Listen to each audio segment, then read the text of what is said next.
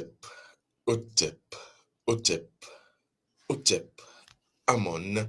Merci de nous retrouver dans cette pyramide, même si véritablement cette pyramide, je n'avais véritablement pas accès à celle-ci. Et d'ailleurs, la réalisation, j'ai envie de dire ancestrale et physique, m'a prévenu que nous avons donc véritablement que quelques minutes pour pouvoir faire ce que nous avons bien envie de faire dans cette pyramide, parce que oui, vous le savez, même dans le monde métaphysique, il y a des jours, des heures précises auxquelles on ne va pas déranger l'au-delà du physique. Et donc ici, on m'a comme fait entendre, avant donc que je ne puisse rentrer, puisque je rentre et je vous accueille, qu'en réalité, en vérité, pour ce jour, cette heure, ce moment, cette période, la clepsydre, pour ceux qui connaissent véritablement le jeu Fort Boyard, va véritablement aller à la fin, à sa finitude. Et si nous ne faisons pas vite, nous resterons prisonniers et prisonnières de cette pyramide. Et donc, pour ce faire, je vais simplement aller droit au but et je vais vous faire découvrir, parce qu'en réalité, j'ai juste envie, parce que véritablement et réellement, vous m'aviez manqué, même s'il ne s'agit que de quelques heures, oui, j'avais envie de vous parler, j'avais envie de vous écouter. Ah oui, je vous écoute, c'est ce que vous ne savez pas. Je vous écoute la plupart du temps quand vous me regardez. Et donc, c'est à travers ces écarts existentiels que nous opérons la magie. Et donc, c'est cette âme universelle qui va agir, qui va être dans l'action. Alors, je vais prendre à chacun et chacune d'entre vous votre main. Oui, votre main renvoie à votre âme. Votre main, et je vais vous conduire juste pour voir, j'ai envie de dire, un coin dans cette pyramide. Vous êtes déjà rentré, c'est parce que vous avez véritablement les 4 clés qui vous permettent d'être dans cette pyramide. Je suis Kama, vous êtes Kama, et donc on y va. Voici pourquoi vous ne devez pas chercher le savoir ni la connaissance, mais plutôt ceci. Et donc, je ne vais pas déroger à la règle. Témoignage ici et maintenant de nos reconnaissances et de nos gratitudes à nos ancêtres qui nous reconnaissent dignes filles et dignes fils du continent de Kama. Reconnaissance à eux et à elles, ainsi qu'aux mânes de nos ancêtres. Je suis rentré comme je suis et je suis ici parce que vous êtes. Et donc ici, je dois vous dire qu'en réalité, puisque nous allons aller de façon furtive, vous ne devez pas chercher le savoir. Oui. Vous ne devez non plus chercher la connaissance. Oui, je sais que c'est troublant. Et comme je vous le dis la plupart du temps quand je m'exprime dans cette pyramide, quand vous y entrez, laissez dans la corbeille existentielle tout ce que vous aviez déjà appris pour pouvoir mieux percer et voir, percevoir le mystère dans cette pyramide. Et donc, le savoir, j'ai envie de vous poser cette question, c'est quoi? Existentiellement, en ce qui concerne véritablement la connaissance mondaine, urbaine, occidentale, contemporaine, on vous dira que le savoir a tout à voir avec la communauté. Alors, qu'est-ce que l'arcaniste que je suis dit? Le savoir précède la connaissance. Le savoir est du monde de l'au-delà du physique. Le savoir est du monde d'en haut. La connaissance est du monde d'en bas. Parce que oui, on nous dira que le savoir, c'est justement tout ce qui va avoir un moule, un uniforme.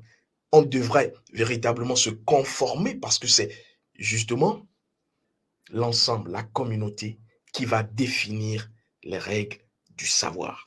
Mais la connaissance, c'est ce processus, oui, qui vous amène individuellement, de façon intrinsèque, à connaître. Alors, déjà, comme je le dis, l'arcaniste, le savoir, il vient d'en haut. Et si vous voulez mieux comprendre, le savoir vient de l'intuition. Le savoir vient de votre cœur. La connaissance vient, comme je l'ai dit, du bas. Et donc, la connaissance est dans l'aspect mental des choses. Et c'est pour cela que la connaissance, la plupart du temps, vous allez vouloir l'exprimer à travers l'expérience. La connaissance se nourrit d'expérience. Mais le savoir n'a pas besoin d'expérience parce que quand on sait, on sait. Et quand on sait, ça vient de l'intuition, c'est l'âme, c'est le cœur qui s'exprime. Et là, on sait. Et la plupart du temps, le mental n'a plus le temps de pouvoir calculer pour comprendre. Mais l'intuition, la force certaine, c'est le savoir. Et donc, Le savoir, pour récapituler, oui, nous sommes dans ce coin de la pyramide. Le savoir, pour récapituler, vient du haut. La connaissance vient du bas. Alors, là où moi je vais vous emmener, c'est que si vous cherchez le savoir, vous allez vous perdre. Si vous cherchez la connaissance, vous allez vous perdre. D'ailleurs, les deux, c'est ce que j'appelle la spiritualité intellectuelle. Vous devrez aller plutôt à l'intelligence de la spiritualité. L'intelligence de la spiritualité, qu'est-elle? Alors, je vous ai parlé du savoir, je vous ai parlé de la connaissance, et je vous ai dit qu'inutile de rechercher les deux. C'est vrai qu'on va parler du savoir, et la plupart du temps, je vous parle de votre identité. Oui, l'identité n'est pas loin du savoir, parce que l'identité, c'est ce que vous êtes en principe. Et donc, le principe n'est pas loin du savoir. La connaissance, c'est cette démarche personnelle qui va vous amener à vous rappeler votre identité. Je crois qu'on se comprend. Et donc, ici, maintenant, je vais vous faire comprendre et remarquer ceci. Quand on parle de savoir, si vous voulez une autre image, une caricature, je les aime d'ailleurs, le savoir est comme ce pied gauche et la connaissance, ce pied droit. Le savoir est comme le soleil, la connaissance est comme la lune. Le savoir est comme le bien, la connaissance est comme le mal. Et donc, ne pensez pas qu'en vous sentant bonne personne, vous ne souffrirez pas. C'est faux. Les personnes qui souffrent le plus sont les personnes qui pensent être bonnes personnes. Et donc, le mal, quand je parle du mal, le mal, c'est quoi? Puisqu'en science du règne de la conscience, la plupart du temps, je vous le dis, le mal n'est pas ce que vous avez toujours perçu comme mal, parce que le mal contient en lui le bien et le mal. C'est pour cela que la femme est représentative, constitutive de la lune, le féminin sacré qui contient en elle le plus et le moins, qui contient en elle la somme de toutes les possibilités. C'est pour cela que la femme bat à plate couture l'homme sur tous les plans. Et chaque homme, si vous n'avez pas derrière vous, juste derrière vous, comme pour cette marade qui est juste positionnée derrière moi, la déesse, si vous ne l'avez pas avec vous, puissante comme tout, vous allez péricliter. Et donc, la femme, c'est le moins et le plus, c'est la somme de toutes les possibilités. Et donc, c'est ça le mal. Quand on parle du mal, ne pensez pas que c'est négatif, c'est le plus et le moins. Et donc, la connaissance, c'est le plus et le moins. C'est la somme de toutes les possibilités, puisqu'on sera avec le mental. Mais quand vous allez être dans le savoir, vous êtes dans le principe qui vous amène véritablement à connaître. Alors, je vous dis que les deux ne sont pas importants. Ce qui est important, et c'est ce que je vais vous faire comprendre ici, et d'ailleurs toutes les sciences orientales, la plupart du temps, ont évoqué cet aspect, ce principe, parce que c'est un principe, vous devez plutôt ne pas être dans le solaire ou le lunaire, ne pas être dans le savoir ou la connaissance, ne pas être dans le bien ou le mal. Vous devrez plutôt chercher la voie du milieu. On vous parle souvent de la voie du milieu en ce qui concerne véritablement les sciences orientales, mais je ne sais pas si beaucoup comprennent le principe derrière la voie du milieu. C'est ce qu'on va appeler chez nous la voie ancestrale. Parce que l'ancestralité, la voie de la lumière du milieu, c'est comme ça que je me définis l'ancestralité. Oui, parce que ancêtres, ce sont des êtres de lumière, et n'est être de lumière qu'une personne désincarnée qui, à travers ses valeurs, a la possibilité de pouvoir actionner le levier existentiel. Et donc, c'est pour cela que, la plupart du temps, je vous parle des principes ancestraux dont vous avez besoin pour pouvoir avancer. Quand je l'ai dit, je vais donc vous éclairer en vous disant que vous avez simplement besoin de la voie du milieu. Vous avez simplement besoin de la voie médiane. Et d'ailleurs, pour moi qui suis donc véritablement, j'ai été donc bercé, vous le savez, dans les sciences orientales, notamment le yoga Kundalini, je puis vous dire que à plusieurs étapes, la connaissance, le savoir est étagé. Le côté savoir, représentez-vous comme Ida. Le côté connaissance comme Pigala. Et d'ailleurs, on vous parlera de quoi? Les deux canaux. Hein.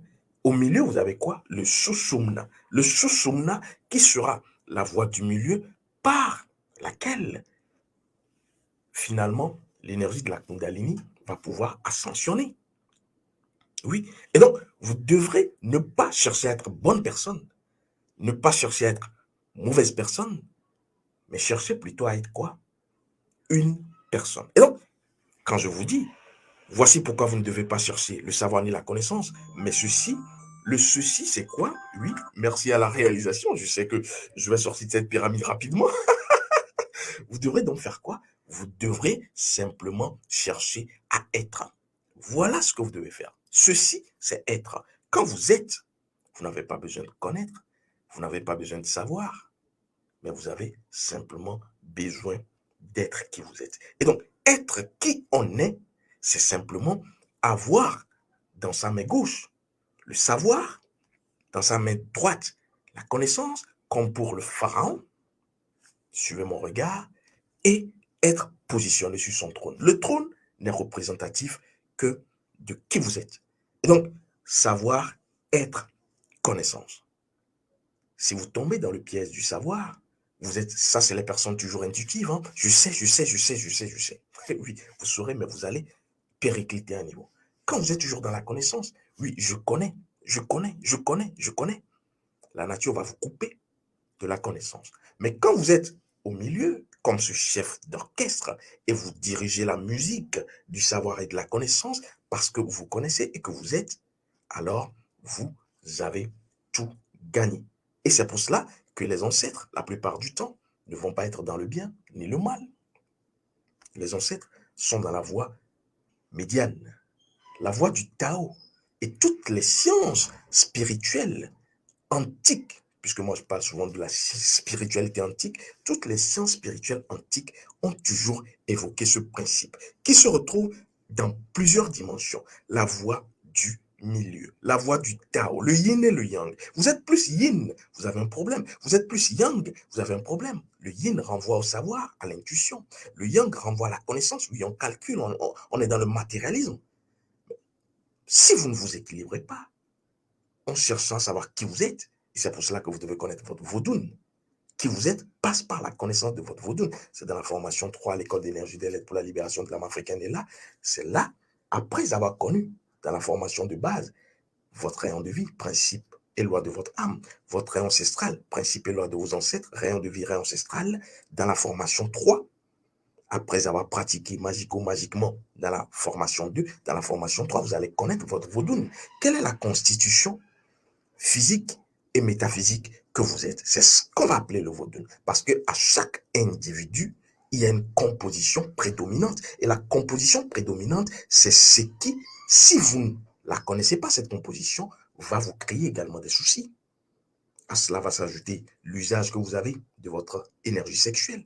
Et donc, ce n'est qu'à travers la connaissance de votre Vodun que vous allez maintenant à travers deux rites. Le rite, premièrement, de quoi? D'accomplissement, de protection et d'avancement pour toujours être protégé par vos éléments prédominants, parce qu'ils sont là, ces éléments pour vous protéger.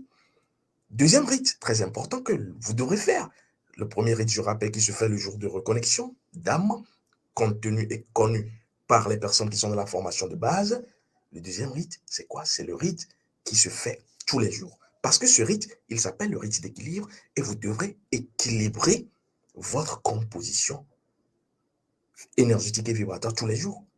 Parce que là, cela renvoie à un manque. Si vous ne connaissez pas votre faiblesse, vous ne pourrez jamais être fort. Les plus grandes personnes fortes, ce sont des personnes qui connaissent leurs faiblesses et travaillent sur leurs faiblesses. Et donc, dans la formation 3, quand vous connaissez votre Vodun, il y a ces deux rites. Le rite qui vous permet d'être fort et le rite qui vous permet de sauvegarder votre faiblesse à travers un rite qui s'appelle le rite d'équilibre. Je crois que je vous ai amené dans ce coin, ce petit coin, comme dans ce fort. Véritablement, la clepsydre est en train de montrer qu'il reste quelques graines. Je vais commencer par vous faire sortir rapidement. Sortez, sortez, sortez. Avant qu'on ne puisse refermer la porte. Parce qu'aujourd'hui, comme je vous l'ai dit, la réalisation métaphysique et physique m'a bien averti qu'il ne faudrait pas excéder une certaine période tranche horaire. Et donc, je l'ai fait, je l'ai respecté. Nous sommes à 15 minutes juste. Merci donc à toutes les forces, pouvoirs et puissances qui m'ont véritablement permis de vous amener dans ce coin de la pyramide. nous allons ressortir et on se retrouvera, vous le savez, très prochainement pour une autre rencontre dématérialisée virtuelle. Je suis Kama. Voici pourquoi vous ne devez pas chercher le savoir ni la connaissance, mais ceci. Soyez simplement à travers la connaissance et le savoir de votre essence. C'est l'essence qui est Otep, Otep, Otep, Otep. Amon, les ancêtres ont encore parlé